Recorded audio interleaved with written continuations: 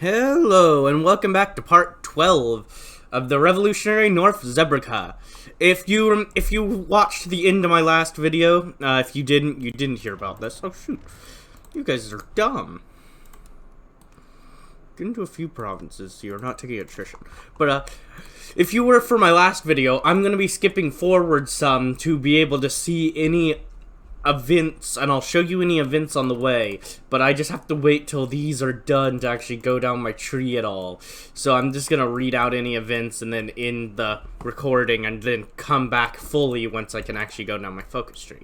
But anyways, Project Barracuda. Terrafin report success. Project Barracuda has borne fruit. A workable prototype of nuclear-armed torpedoes, ready for rollout to our submarines and destroyers. The immense payload makes it practically a guaranteed kill if a direct hit can be achieved.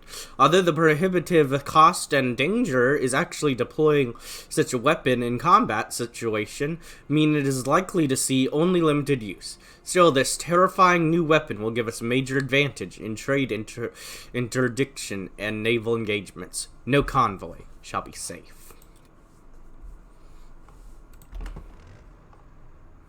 Alright. And I'll see you as we continue. Alright. And we're back. Should be permanent now. Our current depth charges are effective, but due to their limited blast radius, they often fail to disable their targets, particularly if the submarine detects the charge and charges depth before it goes off. The Exotic Weaponry Commission has come up with a solution to that problem, which some are calling overkill, aiming our depth charges with low-yield nuclear bombs to kill every submarine in the area, regardless of charging depth. Sure. And also, they're finally gonna get out of their war because the Ritter Federation decided to declare war on them too. But yeah, we have 7 days until research is over, so it's like, yeah, I'm just gonna let that time out and hang out with ya for 5 more days. But yeah, I'm just happy that war's gonna finally end. As well as the Equestrian Kingdom has turned things around with the Northern Storm, and it's actually looking like they might finally be able to actually beat them up instead of continuously getting beat up by them.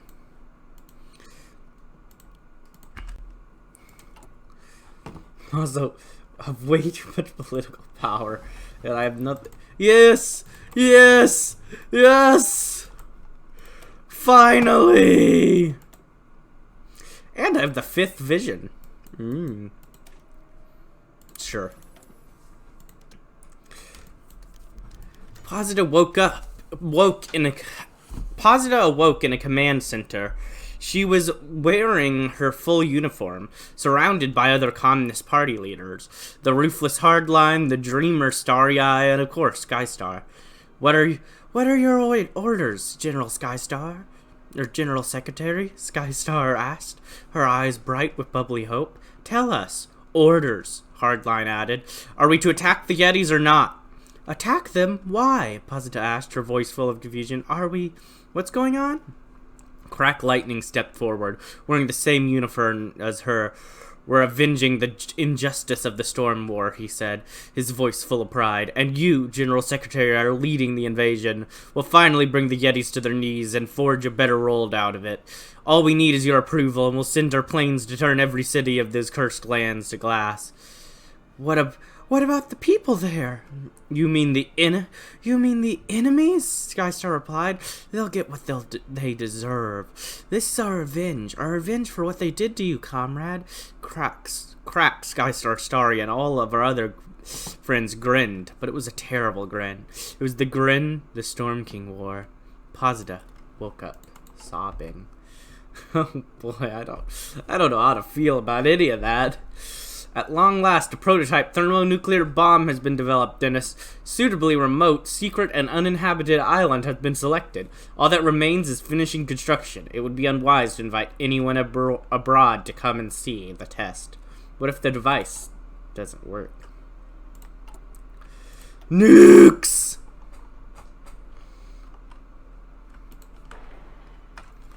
Nukes Nukes. Nukes, nukes, nukes, nukes, nukes. Nukes, nukes, nukes. Everybody needs them. Everybody loves them. Everybody needs a nuke. Everybody needs them. Everybody loves them. Everybody needs a nuke. Nuke. Nuke. Where's your nuke, huh? You better have it on ya now.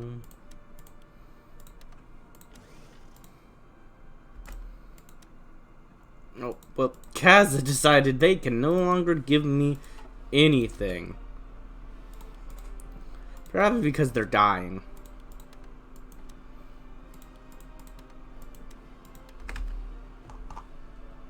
Because, yeah.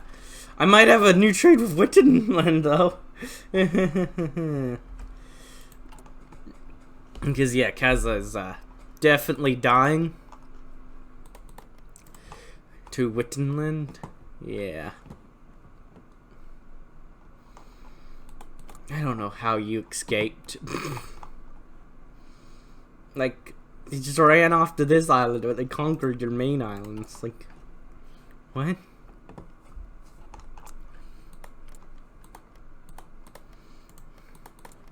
Yeah, I'm not gonna attack. Oh, it created a non-aggression pact. Okay. At least did that, I suppose. The sunset a troll test. Until it went off, nobody there could quite bring themselves to believe it would work. Even when the countdown reached 0, they would still privately wondered if their great work had been a pipe dream, or if the gods would somehow stop them from wielding such power. Then the fireball, a hemisphere of impossibly bright light, expanding outwards into the sky and dwarfing the sun itself. It engulfed Sunset Atoll, the ocean around it. It kept expanding until it finally faded in on itself, distortions on its surface becoming visible as darker spots as it reached its maximum size. The mushroom cloud which came next broke through the clouds. The gas and debris flying up high up the atmosphere. The yield was exactly as predicted, 10.06 megatons, over 300 times the yield of a conventional implosion bomb. The scientists watching from many miles away in a rad, shielded bunker shared their drinks in silence by the stars. Anyone we are at war with will suffer Sunset Atoll terror, national spirit, weakening their will to fight. I'm not at war with anyone, so okay.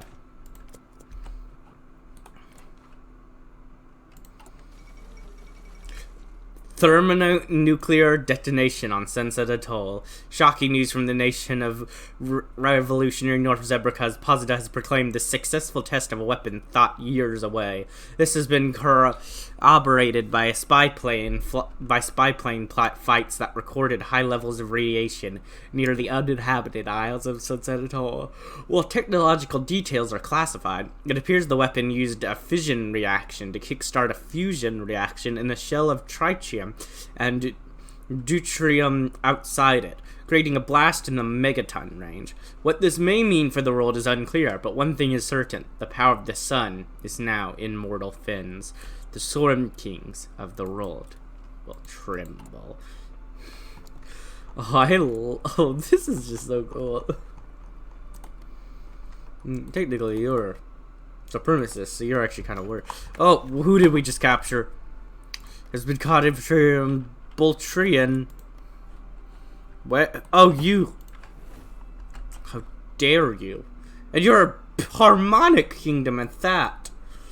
That you would dare do this to me? Like, I expected it when you did it. You're an evil empire. But you?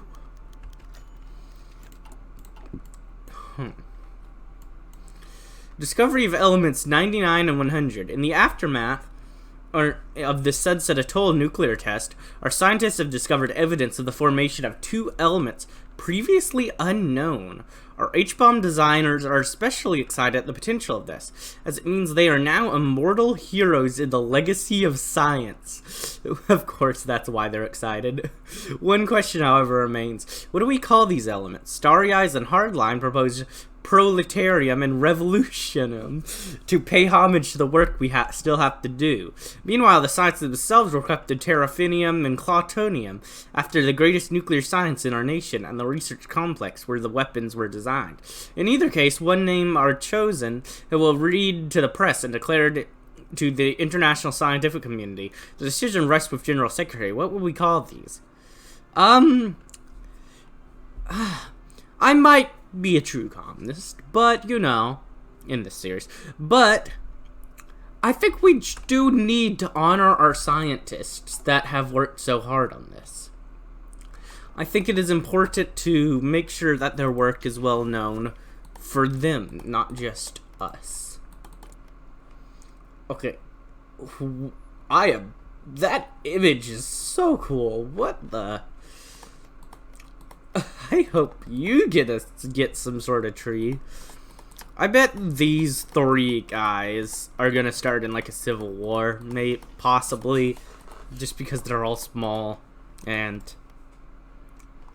though that could also be said, like those three could be maybe those two, like, you know, just, well, not civil war obviously, but a war, and whatever.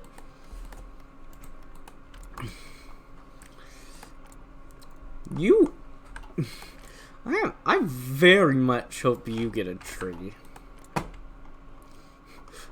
You are tiny, bro. Like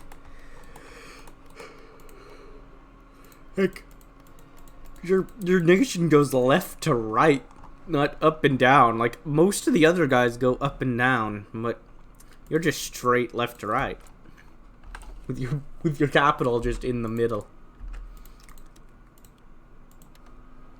Yeah, cause I sadly think is no longer gonna be a great option to trade with. Good news, Wittenland will be.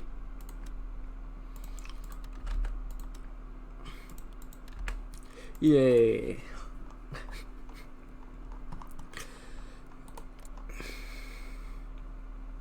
Maybe they'll even go communist one day.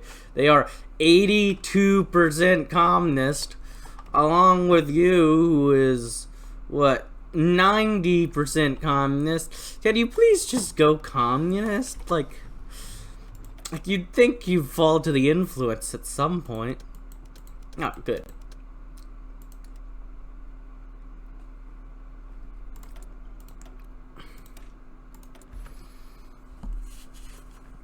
Good.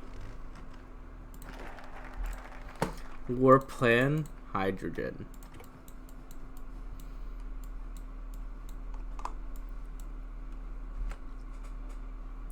Hello? Where's the additional focuses? Ah. The Presidium was filled with quiet murmurs as Posada approached the podium. Opening speeches were normally short and prefatory, but today the General Secretary had announced she would be proposing a motion. No one had any idea what she was going to say. Comrades, the revolution began. We have achieved many things. We have freed North Zebrica from the shackles of tyranny and exploitation. We are developing a society where scarcity and want will soon be things of the past. Thanks to the people's hard work, communism is more secure than ever before. A few deputies began to clap, but Kazada gestured for them to be silent. But it is not enough. What we do in North Zebrica will never be enough, for there are creatures all around the globe still suffering. Capitalism and imperialism are alive and well. The tyrants of the world grow stronger every day. As they continue to exploit the proletariat, they will try to attack us and to destroy the example of a better world we represent. Until reaction is defeated everywhere, we will never truly be safe.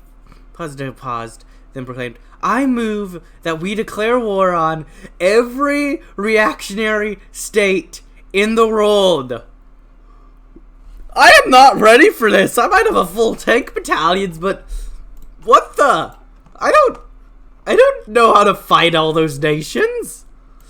For a moment there was silence. Then the room erupted into chaos. Many deputies began loudly booing and jeering.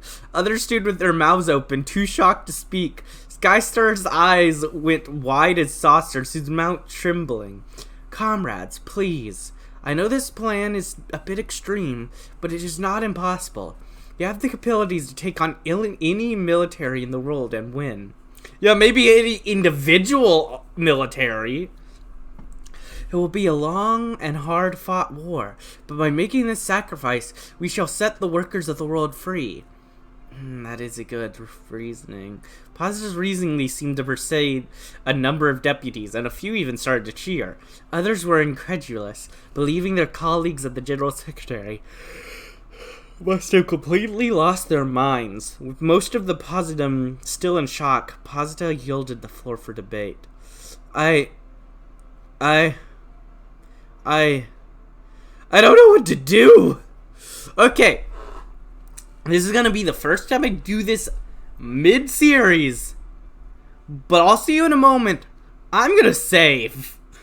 And I'm gonna look at the motion will proceed and see what it does. And I'll show you with us, and we'll decide if we want to go with that path after we see what it does.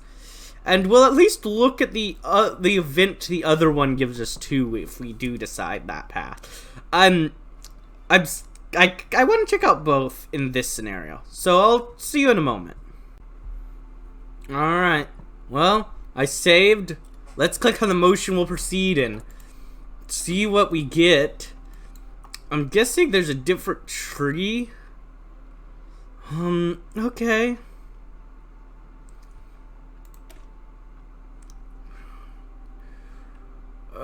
This is scary.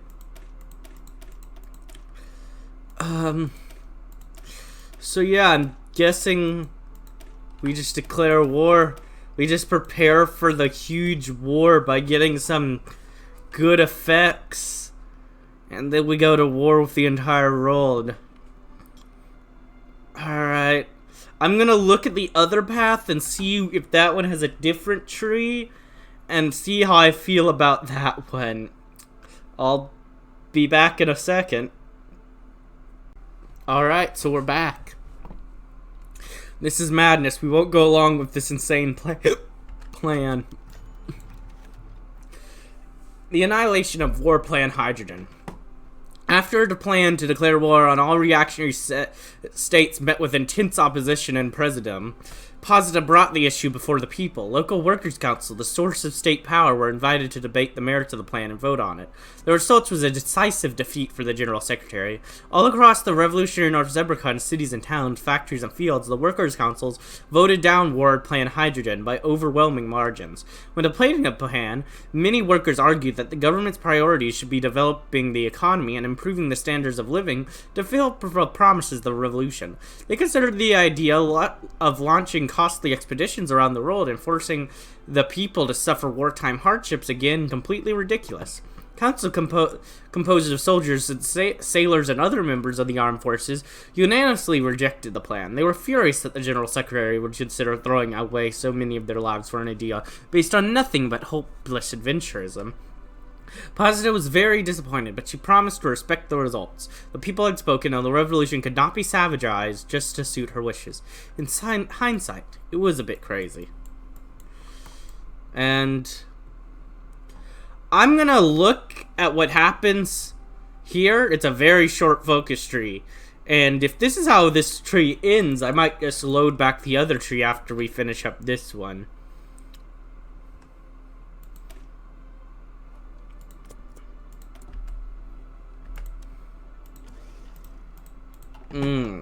I don't have enough people to trade with to get the resources I need. Posita stared at the night sky outside her office window, ignoring the stack of papers on her desk. She'd been too depressed to work ever since the War Plan Hydrogen was rejected. She kept asking herself where it all went wrong. She proposed liberating all of North Zebrica through war. The people had supported it. It had been a long and costly struggle, and many brave creatures had given their lives, but everyone recognized that it was a necessary fight. Wasn't liberating the rest of the world the next logical step? Her thoughts were interrupted by a knock on the door. "Come in." The door opened to reveal Skystar. After a moment's hesitation, she entered. "I came to apologize," she began, "for voting against your plan." Posita sighed. No need for apologizing. You thought it was a bad plan, and you followed your conscience. I'm the one who should be apologizing for proposing such an unpopular, stupid idea. Skystar's expression grew serious. It wasn't stupid, it was misguided, but it was a solution for something real. Creatures all over the world are suffering, and we need to do something to help them. Positive began to perk up. Did you have something in mind? Something other than declaring war on the whole world? I was thinking of spreading communism through more peaceful means. We should be doing things like providing aid to the needy, assisting developing nations, and building up our soft power on the world stage. We could also give indirect military support to our comrades fighting against oppression. Let's make our country a shining beacon of communism, inspiring creatures everywhere, and helping them to win their liberation. Positive broke into a huge grin. That's a great idea. Thank you, comrade. Yeah, this actually makes way more sense than to declare war on the entire world plan. Just personal belief. We can now put our massively powerful economy to use, not for war, but for peace.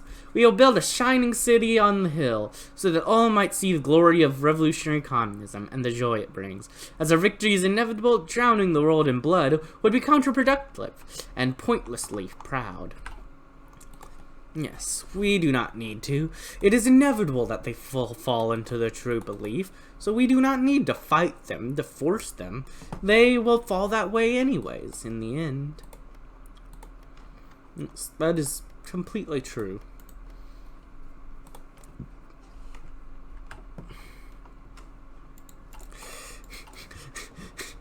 Yeah, let's just check it. Let's just be chill and check out this path for now. And then we might be checking out a different path. I legitimately have no idea how I'm gonna fight the entire world. I have requested 58 troops from you. I mean, I guess not the entire world. I suppose, like, I hopefully won't go to war with the communist guys, and maybe I won't go to war with the democratic ones, though if it puts me at war with both the Griffonian Empire and the Lunar Empire, I don't know what it's expecting me to do there. Like, I don't know. Like, just those two empires alone would be extremely difficult to beat.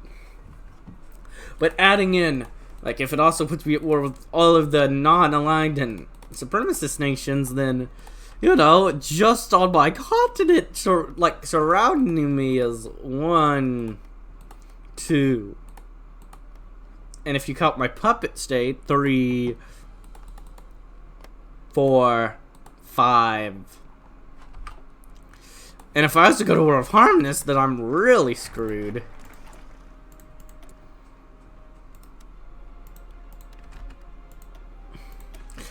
Hydrogen helping hoof. It would be unspeakably selfish not to share our economic boons with our comrades abroad. Even the harmless,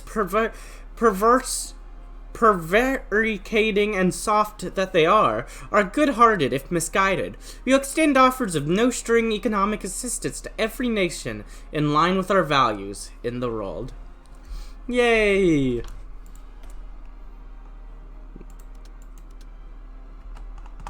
What's going on? Oh, I can do that again.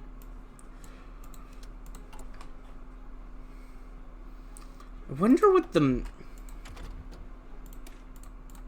Do I have anything to boost speed for this yet? No? Okay. This is just gonna be a very long thing.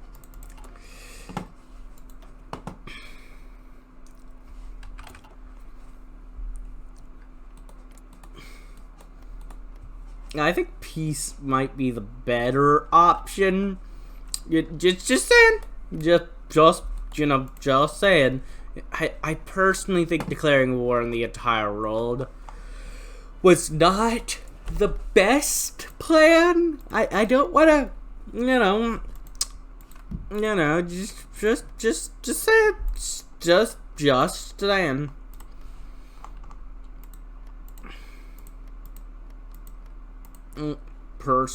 Personally, maybe don't attack every nation on Equestria.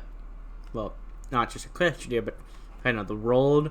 I don't know. What is the rolled name? That's we already reached from there to there. I mean, that's you know, from east to west. We have our little puppet. Friend. They are our friend. They are going up in communism, and that's good. They're fighting back against that armist sentiment. Yeah,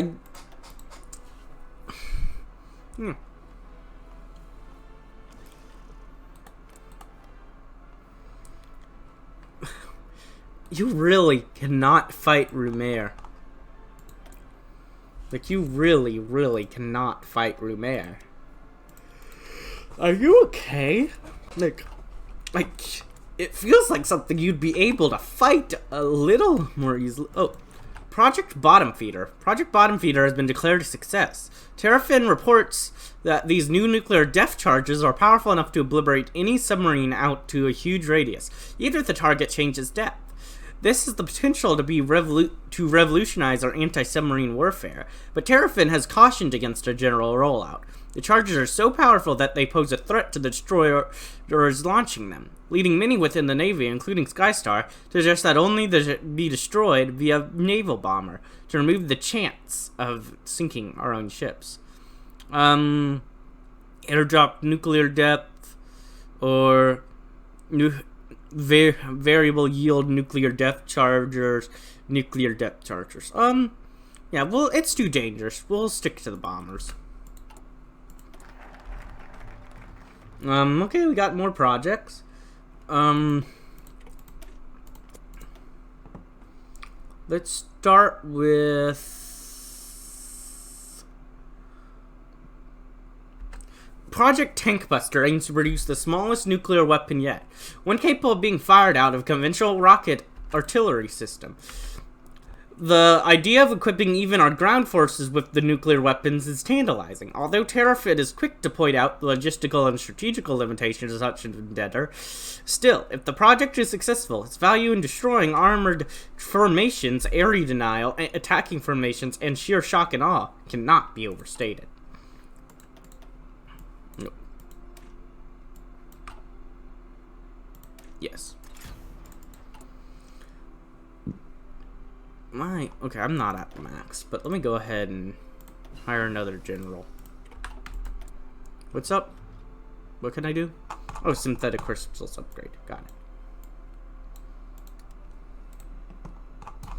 So let me go ahead and close these. I'm gonna keep you open because you actually am working on. I'm gonna keep you open as well. And then let's go ahead and do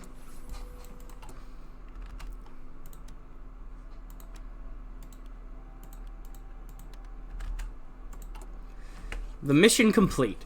The need for authoritarian transitional dictatorship of the proletariat has passed as the glorious mission has been completed at long last. We can now swim boldly forward into an upper state communist society, a society for all of us, even those we might once have called enemy. Glorious. We are a success.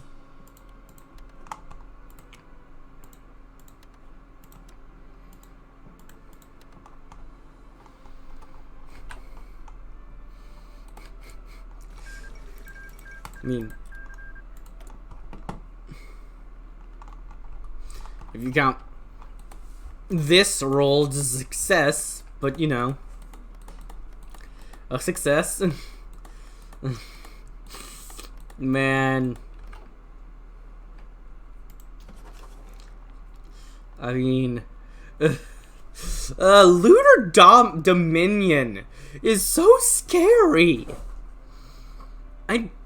I don't know what to do about them. I really don't. I don't know how to fight 300 to 1200 troops.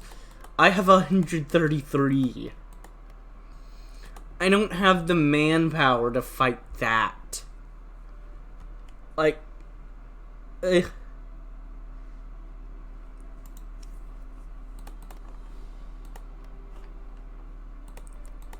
their industry also is insane.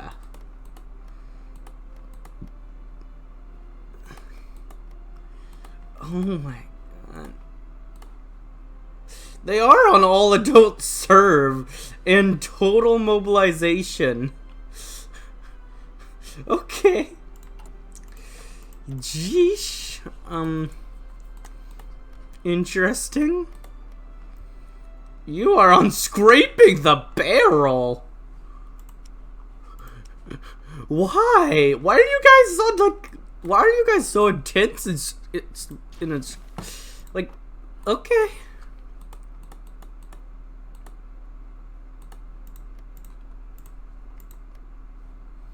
Bronzes and screaming.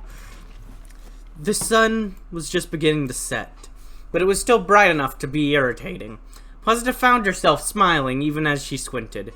She normally preferred the sky at night, but in the company of a friend she could appreciate even this glare. Thanks for making the picnic for us, said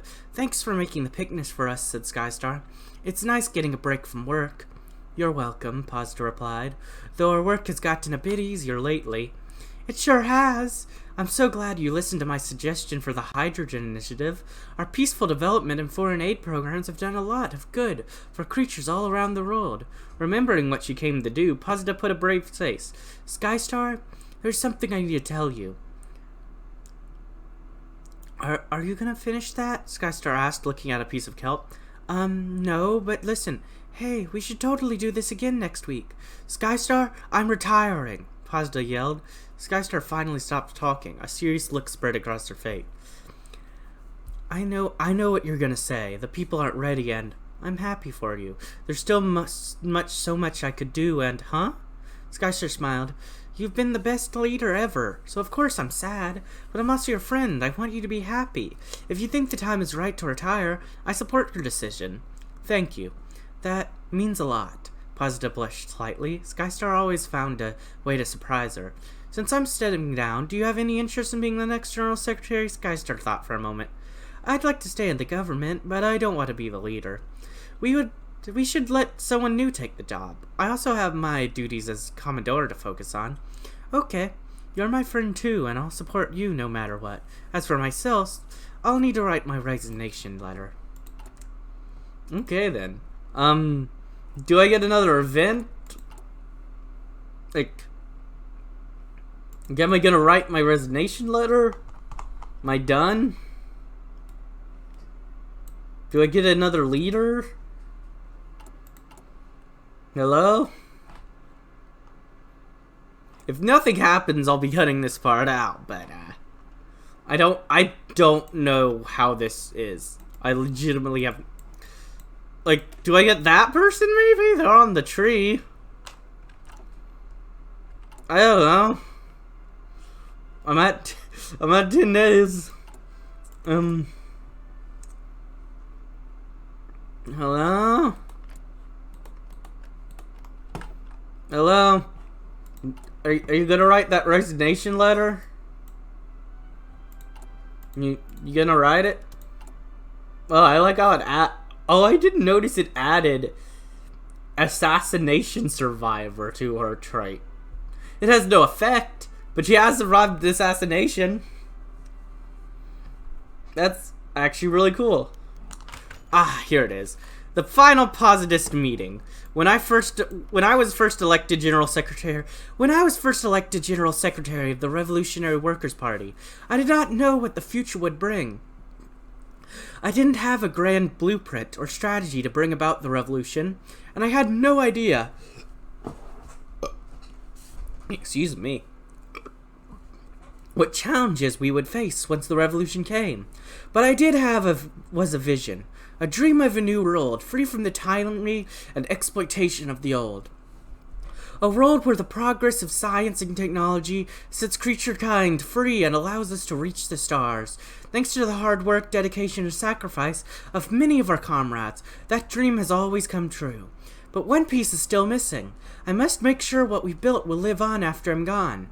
As Posda announced her retirement to the Supreme Workers' Council, each delegate took the news in their own way. Some were sad and dismayed, others were not sure how to act. Many could already feel the gears in their head turning, considering what this meant and who the next General Secretary might be. Hardline thought he was the logical choice, disagreed Posda, but his rigid orthodoxy and callous attitude towards other party members made him few friends. Starry Eyes, on the other fin, was a talented and compassionate organizer who got along well with everyone. As Starry rose to congratulate Posda and wish her well, many delegates had already made up their minds about who to support. Old friends find new horizons. Posda retires. Supreme Workers' Council becomes leader for the Communist Party. We are now a provisional government. Starry skies, starry eyes. Today, revolutionary North Zebrica faces a monumental development, the transition from one General Secretary to another. I, like many of you, think very highly of Posda, and I will miss her. However, with change comes opportunity. For though we owe Posda a great debt, we must remember that the revolution is bigger than any one creature. By voluntarily ceding power, Posda has shown the world that our state is not built on a cult of personality. It is built upon communism, and its promise of a better world for all. As General Secretary, I will always strive to live up to that promise. The revolution can carry on, and Starry Eyes gave her first public address as General Secretary in the capital's largest square. She chose to speak as a hippogriff in order to reach a larger audience. She also demanded that her speech be open to all who wished to see it, and the organizers had delivered. The crowd stretched as far as the eye could see in all directions, exceeding even the highest estimated attendance figures. Unfortunately, this also stretched the event's security detail very thin. A hippogriff in a crazed state leaped from the crowd and flew onto the stage, interrupting Starry mid-sentence. He landed on the edge of the stage and started yelling something incoherently. Before anyone could react, he suddenly slipped and fell to the ground face first. "Can you hear me? Are you okay?" As the griff regained consciousness, he was surprised to see the General Secretary standing over him. She was applying pressure to a cut on his beak with a piece of fabric ripped from her uniform. The crowd watched in astonishment as she helped the wounded griff up. He needs to see a doctor," she gestured to the nearby crowd. "Help me get him to the hospital." "But what about your speech?" somebody yelled. "But what about your speech?" "The speech can wait. My job has always been to help the creatures in need. I'm not about to stop just because I got a promotion." The cheers from the audience were deafening as Starry and another griff carried the wounded stage rusher away. Actions speak louder than words. Starry Eyes becomes the communist leader for the Communist Party. She doesn't just become the Communist Party. Alright. Starry Eyes. As the youngest daughter of a lower middle-class family, Starry Eyes enjoyed a happy childhood. She loved spending time with many friends, but she was also known to spend hours by herself, engrossed in a good book. On occasion, she read about politics and history, but her favorites were always works of fiction and poetry. Like many other hippogriffs, her life was upended by the Storm King's arrival in 1005. Moving underwater could have been disastrous for her family, as her parents were unable to work, and there wasn't enough food and shelter to go around. However, generous Sea Pony invited the whole family in and shared what he had with them. Starry would never forget this random act of kindness, and it inspired her to always help creatures in need. When the Storm King was finally defeated, she decided to remain in Equestria. She was working at a soup kitchen when she first met Posda, who convinced her to join the newly formed RWP. Her talent for organizing and her ability to make friends with everyone helped her rise through the party's ranks rapidly. By the time Posda announced her retirement, Starry had already been elected to the Supreme Workers' Council and the President. Now serving as General Secretary, she is continuing most of Posda's policies, also trying to step out of her shadow. Instead of investing heavily in technological progress, Starry believes the revolution will best served by reforming social relations between creatures. Okay, I have a little new focus tree. I don't know if it expands again after here, but we'll see. A rehabilitationist legal system. Oh, let me deal with that first.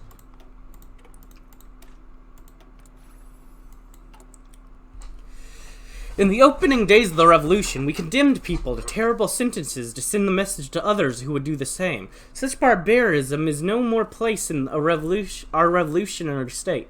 Henceforth, the primary duty of the judiciary will be to rehabilitate wrongdoers, even fascists or imperialists. That sounds good.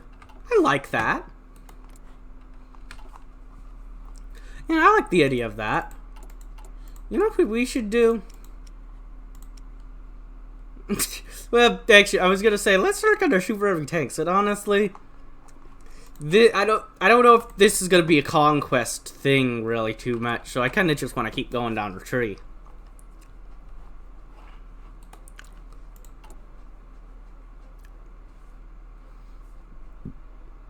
Though I think we'll continue her tree in the next video, as we are getting pretty on, and yeah, we'll find out more about what her path is, and we'll either go over and do the other tree if we finish this one up, or we'll continue down this one for a while. I don't know how long it goes. If it bumps into like a huge tree, I might stop. Depends. But yeah. But as always, if you liked, like, comment, subscribe, and hit the bell button. And as always, peace.